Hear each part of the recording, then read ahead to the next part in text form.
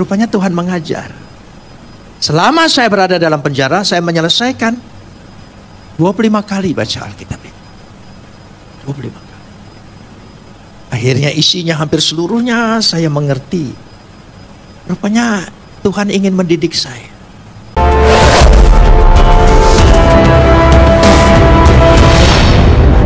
Ehad. Dalam nama Bapa, Putra, dan Roh Kudus, Tuhan yang Esa. Bapa di sorga, kami memuji dan mengucap syukur kepadamu atas segala kasih, karunia, anugerah, limpah rahmat dan berkat-Mu, atas pemeliharaan Tuhan dalam hidup kami, penyertaan kasih setia-Mu, perlindungan-Mu yang mengiringi setiap langkah-langkah kami. Untuk itu kami mau menaikkan ucapan syukur kami yang tak terhingga kepadamu. Seraya senantiasa menyerahkan diri kami di hadapan Engkau. Sebab di dalam Engkau kami akan terpelihara dengan sempurna. Karena Engkau adalah pemelihara yang kekal. Saat ini di tengah-tengah persekutuan ibadah kami, di hadapan hadirat Tuhan yang telah turun meliputi kami, kami ingin meneduhkan hati kami, menundukkan pikiran kami kepada otoritas kedaulatan firman-Mu. Karena firman-Mu itulah yang mengandung segenap kebenaran dan janji-Mu yang akan Kau berikan bagi kami untuk menjadi milik kami. Karena Roh-Mu itu sendiri yang akan mengerjakannya di tengah-tengah pewartaan ini. Terima kasih Bapa, dalam nama Yesus kami berdoa. Amin. Silakan duduk. Shalom. Pagi ini kita akan bersama-sama membaca firman Tuhan yang terambil dari kitab Ayub pasal 42 ayat 1 sampai ayat 6. Ayub pasal 42 ayat 1 sampai 6. Kita akan membacanya saling sahut bersautan. Saya akan awali ayat yang pertama dan kedua, jemaat ayat ketiga, dan seterusnya bergantian sampai tiba ayat 6. Maka jawab Ayub kepada Tuhan, "Aku tahu bahwa Engkau sanggup melakukan segala sesuatu, dan tidak ada rencanamu yang gagal." Ayat 3.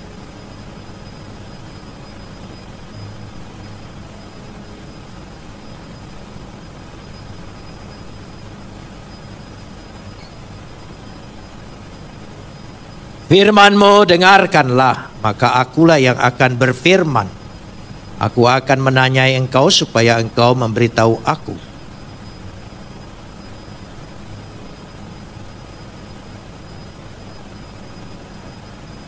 Oleh sebab itu aku mencabut segala perkataanku, dan dengan menyesal aku duduk dalam debu dan abu. Kapot lecha Adonai Elohenu kapot lecha. Segala kemuliaan ya Adonai Tuhanku, kemuliaan bagimu.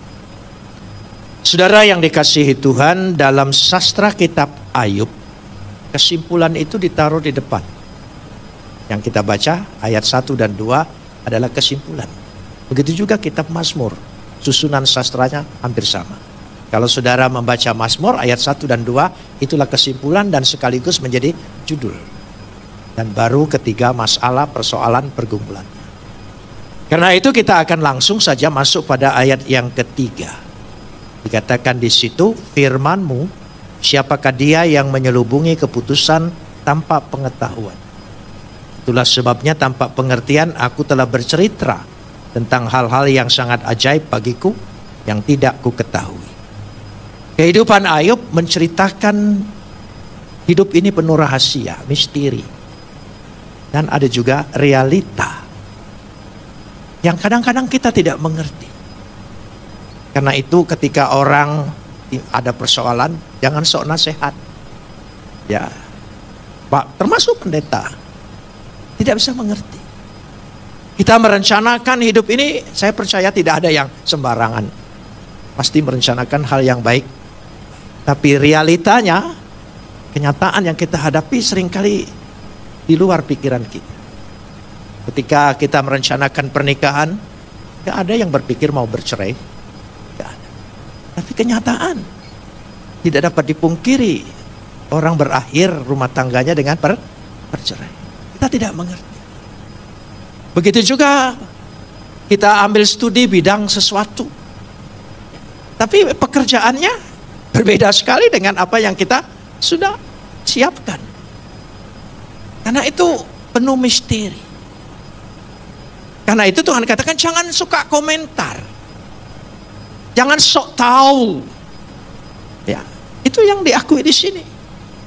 Siapakah dia yang menyelubungi? Pendapat kita, persepsi kita seringkali menjadi menyelubungi rahasia Tuhan, rencana Tuhan di dalam kehidupan kita. Supaya gambarannya jelas, ketika Ayub mendapat penderitaan yang amat sangat dalam kehidupan manusia, ya boleh dikatakan orang saleh, sangat beribadah, baik dalam keluarga, sukses dalam usaha, tapi mengalami penderitaan seperti itu. Menjadi sebuah tanda tanya. Kenapa ini harus terjadi? Dia punya 3 teman yang bijaksana, ahli dalam berpikir, dalam astronomi, dalam segala sesuatu. Ternyata keahlian manusia tidak bisa menebak hidup itu. Karena kita belum pernah punya pengalaman hidup. Saya kasih contoh. Ada yang punya pengalaman hari Senin yang akan datang besok.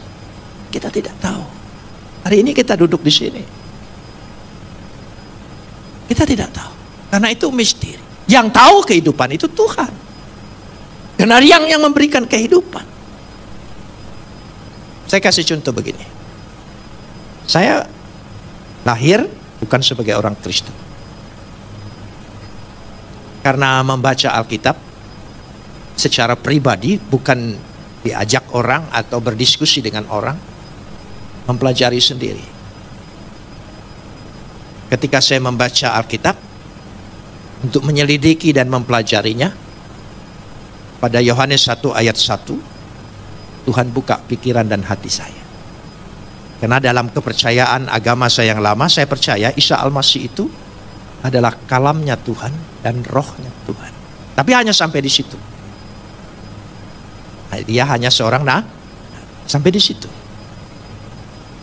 Tapi ketika saya membaca Yohanes 1 ayat 1, pada mulanya adalah firman, kalam. Dalam Alkitab masih tahun 72-an terjemahannya itu kalam.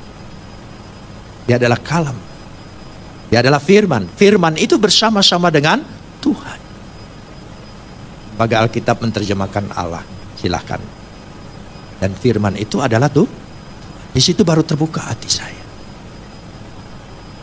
Sehingga saya mengambil keputusan tanpa bimbingan untuk percaya pada Yesus.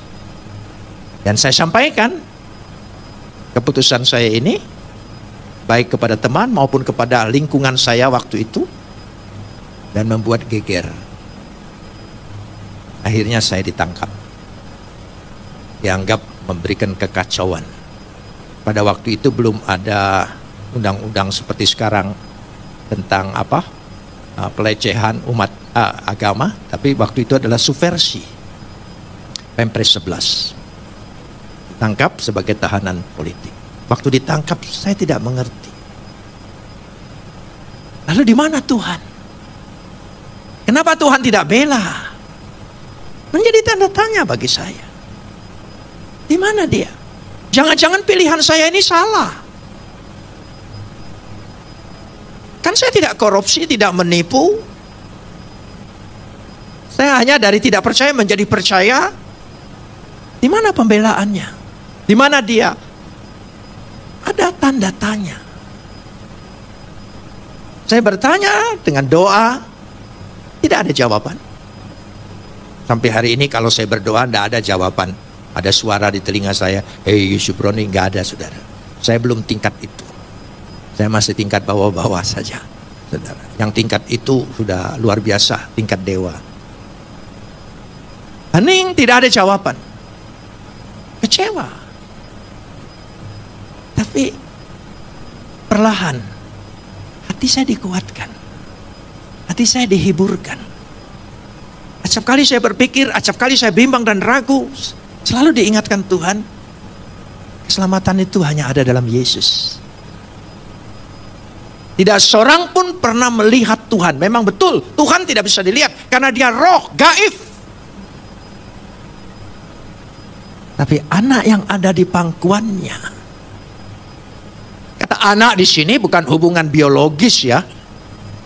Anak ada bapak, ada ibu. Enggak. Anak kunci mana ibunya bapaknya? Ada enggak? Kenapa enggak ditanya? Anak tangga juga enggak ada ibu bapaknya. Kenapa enggak ditanya? Karena itu hanya bahasa simbolis.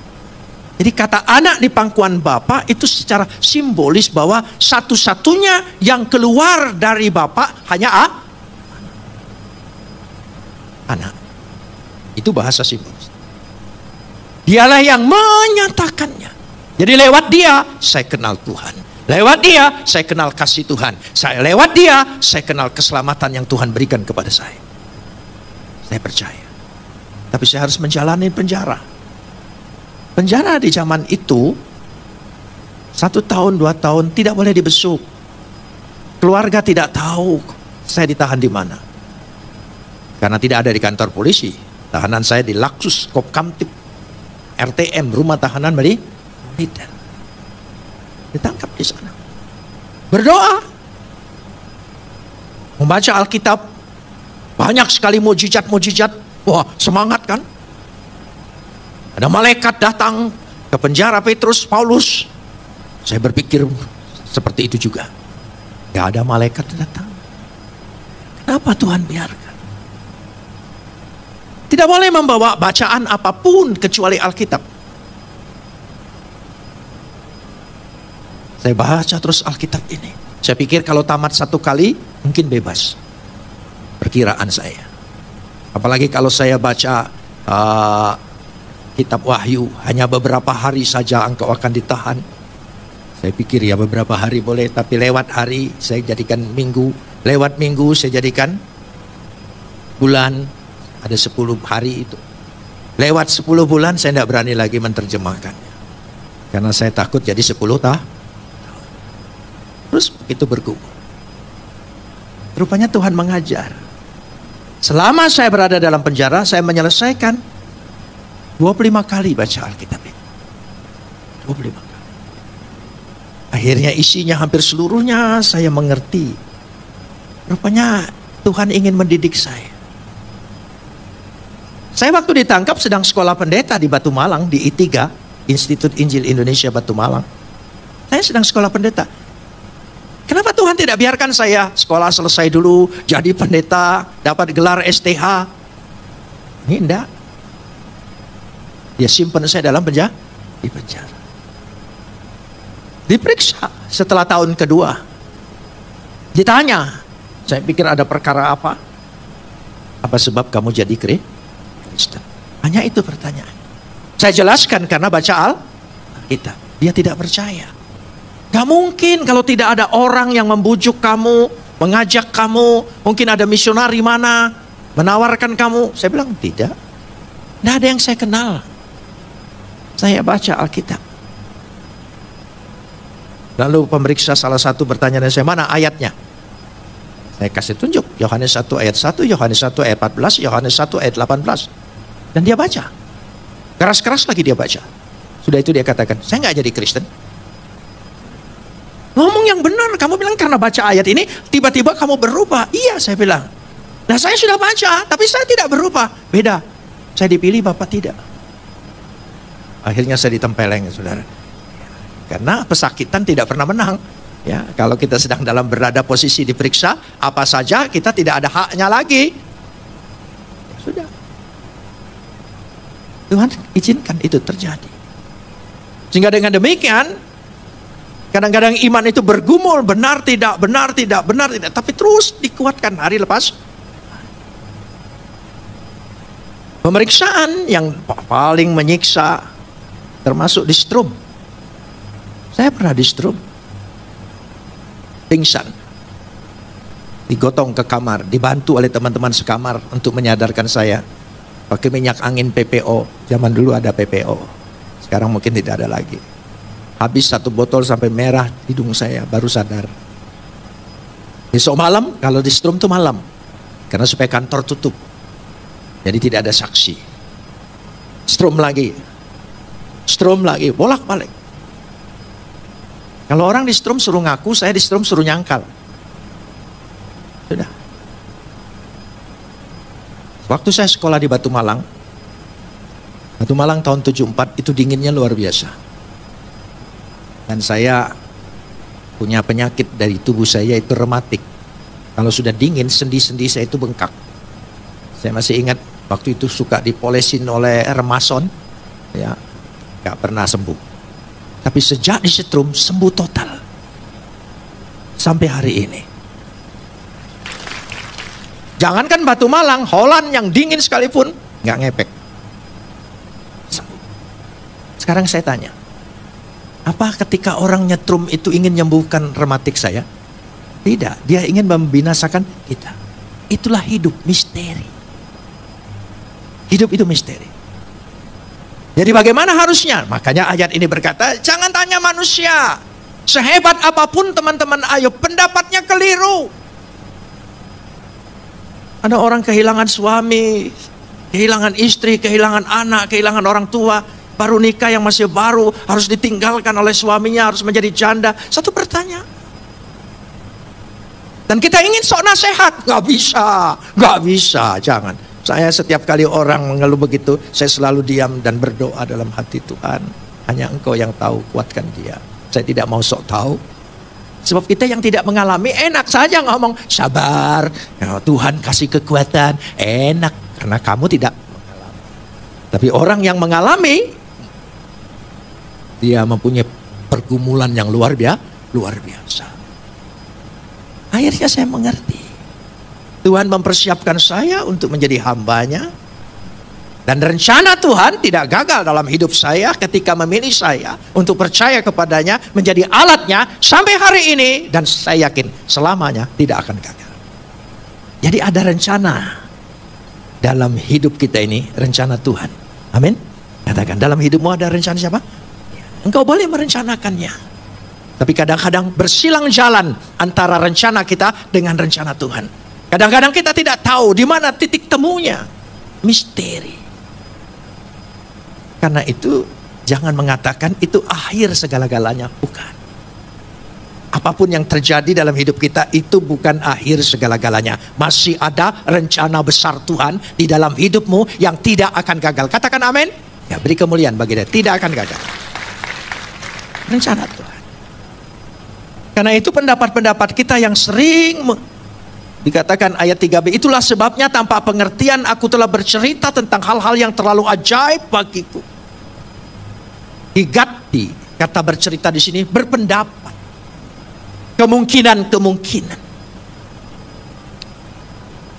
Kita kan memang kita ingin menasihati Tuhan.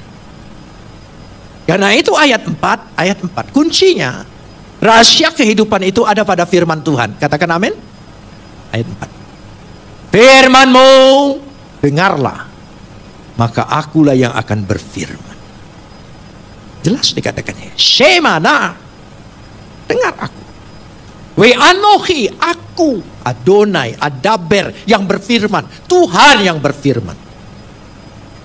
Bukan kita yang berfirman. Makanya Tuhan tantang pada ayat yang ke-4b. Coba. Aku akan menanyai engkau supaya engkau memberitahu aku.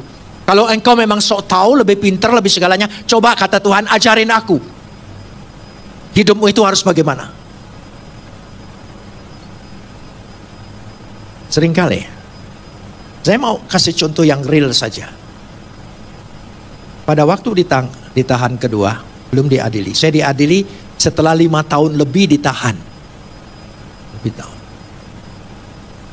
Tahun ketiga baru boleh besuk. Setelah istri saya boleh besuk, yang sebelum besuk itu hanya kiriman, itu boleh kiriman. Tahun kedua lebih itu ada berapa bulan boleh kiriman masuk, belum keluarga ketemu, kiriman saja. Saya masih ingat kiriman istri saya. Setelah 2 tahun tidak ada kontak, lebih hidup atau mati, di mana dia dan dia juga tidak tahu di mana saya. Kirim. Saya masih ingat kiriman istri saya. 1 kotak besar, ya sudah dibongkar semua, dibuka semua, yaitu roti kongguan an yang segi 4 itu, sabun mandi Kamai, odol Pepsodent, dan beberapa abon dan sebagainya dia bikin. Makanya saya kalau lihat roti itu suka trauma. Karena tiap bulan dikirim, bertahun-tahun makan itu terus saudara ya. Lalu sudah lama sekali tidak pakai odol. Sikat gigi itu sudah bercabang begitu. Karena semua teman juga tidak boleh dibesuk. Bukan hanya saya satu-satunya, seluruhnya. Saya termasuk dianggap tahanan politik yang mungkin lebih ringan. Ya, tahun kedua, tahun ketiga baru boleh besuk kiriman barang. Waktu dikirim pertama kali memakai odol, nikmatnya luar biasa. Makanya ingat ketika saudara pakai odol, ya kalau tidak merasakan nikmatnya, saya doakan supaya ditahan jadi tahu arti nikmatnya. Nikmat. Kayaknya tidak mau kumur-kumur. Nah, istri saya pikir odolnya besar. Sebulan cukup. Tidak. Karena diminta oleh teman-teman. Ya, seminggu habis. Sampai odol zaman dulu kan pantatnya kan bisa dibuka begitu. Jadi dikorek-korek begitu, saudara. Dia pakai. Sudah karena tidak ada odol lagi, tidak enak mulut ini. Saya mulai berdoa dengan Tuhan, Tuhan, tolong ingatkan istri saya supaya siapa tahu walaupun bulannya masih lama, dia segera ke. Saya minta odol Tuhan. Waktu mau mengucapkan minta odol dengan Tuhan, saya tidak tega. Karena saya orang Protestan, tidak pernah diajar minta yang kecil-kecil. Minta doa syafaat yang besar, besar semuanya. Masa Tuhan ngurusin rasanya tidak enak, saudara. Tapi ya karena butuh, Tuhan tolong odol lah. Tapi dalam pikiran saya, istri saya kirim. Jadi saya mengimani, istri kirim, istri kirim, istri kirim, istri kirim. Loh, iman dengan iman-imanan itu beda, saudara ya. Jadi saudara jangan sampai percayakan Tuhan. Engkau sakit, Tuhan pasti tolong, pasti sembuh. Amin. Doa. Tapi jangan sembuh, sekarang sembuh, sekarang sembuh. Jangan maksain. Namanya aja muji. Kalau mu itu dari sana, mu bukan kujijat. Kan saudara. Mu. Jangan maksain. Ya saudara. Jangan rasa sakit. Sembuh, sembuh, sehat, sehat. Itu motivator itu saudara ya. Firman Tuhan biarlah pekerjaan Tuhan. Dia tahu tepat waktu bagi kita. Jadi saya pikir istri saya kirim dari jam 9 pagi sampai jam 2 siang itu waktu besuk. Saya kasih tahu nanti supaya siapa tahu saudara punya pengalaman. Jadi itu waktu besuk. Sampai jam 2 tidak ada. Nah dari jam 2 sampai jam 4 ya itu penjara Kalisosok, di sebelahnya kantor Kejaksaan Negeri. Ya. Jadi saya punya teman pengacara yang teman baik dari Jakarta. Ya, Adenan Buyung Nasution. Dia suka kirim uang lewat kejaksaan. Kalau pas ada perkaranya di Surabaya, dia kirim 20.000, 20.000, 25.000. Waktu itu cukup besar. Nah, jadi dari jam 2 sampai jam 4 doa saya beralih. Bang Buyung kirim, Bang Buyung kirim, Bang Buyung kirim, Bang Buyung kirim. Sampai jam 4, sampai jam 5 kita semua mandi, sudah harus masuk semua. Ya, mulai apel, dihitung satu-satu di kamar itu. Dan di kamar saya 3. Ya, saya kepala kamar. Karena ditahan lebih lama jadi kepala. Nah, makanya kalau mau jadi kepala di sana tahan lebih lama dan perkaranya harus berat. Karena perkara saya Pempres 11 ancaman hukuman mati. Saya diseganin. Oleh penjahat-penjahat pun diseganin. Itu hukuman mati loh. Oh iya, itu gunanya. Makanya jangan punya perkara tanggung-tanggung ya. Saudara yang gede-gede sekalian. Udah itu diseganin. Ya sudah. Sampai jam 5 apel, saya bilang 3, selesai. Udah. Saya mulai berdoa lagi sore. Wah, banyak doa. Karena banyak waktu. Makanya Tuhan izinkan ada masalah, ada persoalan, opname, rumah sakit, baru banyak waktu. Saudara. Terus saya berdoa. Tuhan, saya tahu Tuhan sibuk. Jadi tidak apa-apa. Saya menguatkan hati saya. Karena doa saya hari itu tidak. Jam 7 malam kamar saya dibuka. Ada orang baru ditangkap masuk. Dan dia lihat ke sana kemari. Ya, rupanya Di antara tiga itu muka saya tidak terlalu kriminal. Jadi dia berani dekat saya. Dia bilang gini, "Kok boleh enggak saya tidur dekat sini?" Oh boleh. Saya pinjamin tikar, saya pinjamin bantal. Saya banyak tikar dan bantal warisan dari yang bebas-bebas. Itu gunanya ditahan lebih lama. Bisa nerima warisan. Sebab orang tidak berani bawa karena takut sial kalau dibawa pulang. Jadi saya pinjamin. Lalu dia buka tas plastiknya. "Kau titip ini." Saya buka. Isinya odol. Saya sampai kaget. Loh, ini isinya odol semua. 10 odol. Lalu dia lihat juga, oh ya, we punya toko, we gugup waktu we ditangkap, we masukin apa gitu mas. Rupanya yang dimasukin odol semua, saudara. Tidak pernah terpikirkan oleh saya, Tuhan mau mengabulkan doa saya lewat orang yang baru ditangkap. Gak ada jalur otak saya. Tapi itulah misteri. Itulah rahasia kehidupan. Amin. Rahasia kehidupan. Masih banyak kita harus jalani rahasia kehidupan ini. Yang penting nanti dikatakan ayat ini, mengimani, percaya.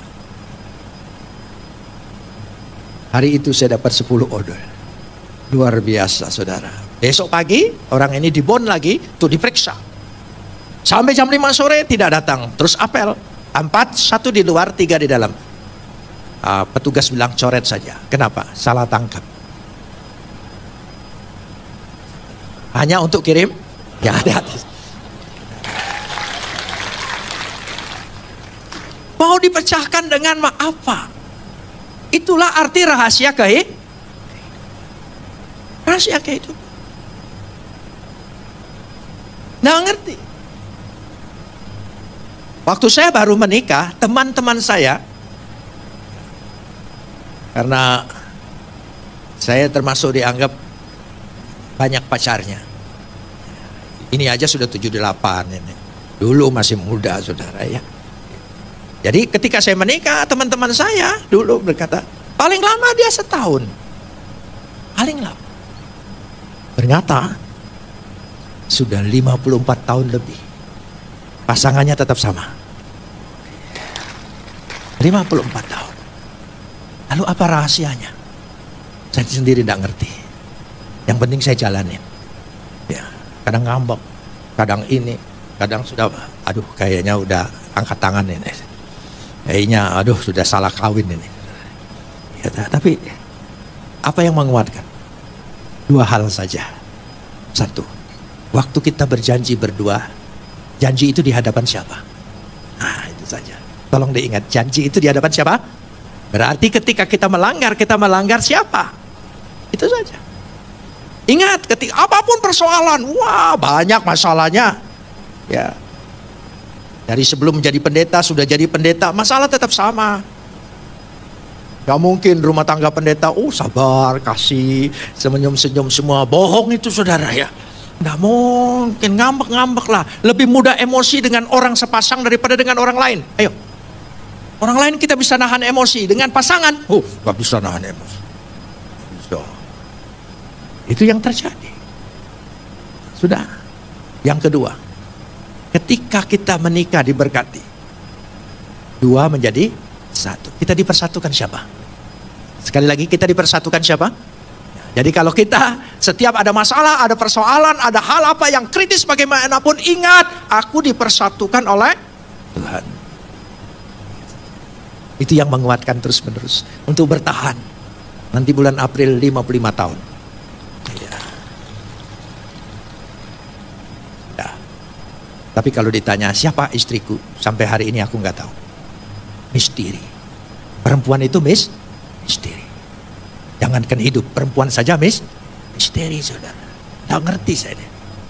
Saya pikir makin lama makin tahu. Kita makin tahu. Enggak, makin tidak tahu. Makin tidak tahu. Oh iya, kenapa? Karena waktu Hawa diciptakan, Adam disuruh tidur. Jadi kita tidak mengerti siapa dia. Dulu saya pikir masih muda, keras sedikit suara, dia diam. Sekarang, dia menang terus. Saya berani ngomong gini karena dia tidak ikut. Kalau dia ikut saya tidak berani ngomong gini, saudara. Nah, tapi untuk menunjukkan itulah rahasia firman Tuhan. Firman Tuhan. Karena itu ayat yang kelima, hidup itu bukan teori. Hidup itu dialami, pengalaman. Iman itu pun bukan teori. Iman itu bukan dogma yang tersusun dengan pengajaran gereja, dengan buku-buku yang besar dan tebal-tebal. Bukan. Iman itu pengalaman. Karena itu Alkitab itu tidak ada isinya metode, teori, wacana. Alkitab semua isinya kisah, peristiwa. Perjalanan hidup, pengalaman hidup. Karena itu ayat yang kelima, hanya dari kata orang saja aku mendengar tentang engkau. Tetapi sekarang, tolong sambung, mataku sendiri memandang engkau. Kata mendengar pakai telinga, hanya mendengar, tetapi mata artinya mengalami. Mengalami. Jadi dikatakan we'ata eni ra'atha. Dan aku telah memandang dan melihat engkau mengalami terus. Untuk mengalami dengan Tuhan, untuk mengalami dengan iman, maka hidup itu perlu mengalami masalah, persoalan, pergumulan. Amin. Supaya kita tahu Tuhan itu nyata. Dari situ saya belajar. Dari hal yang kecil apapun yang kita minta, Tuhan pasti dengar. Tuhan pasti kabulkan. Amin. Saya percaya betul. Jadi dianggap orang agak cengeng, gak soal. Sakit perut aja saya berdoa, saudara. Tuhan tolong. Pasti Tuhan sembuhkan. Amin. Itulah bergantung, berserah dengan Dia. Karena itu ada pertobatan yang total. Jika engkau sudah berpendapat tentang hidupmu, bahwa hidup kita ini seolah-olah sia-sia, seperti menjaring angin.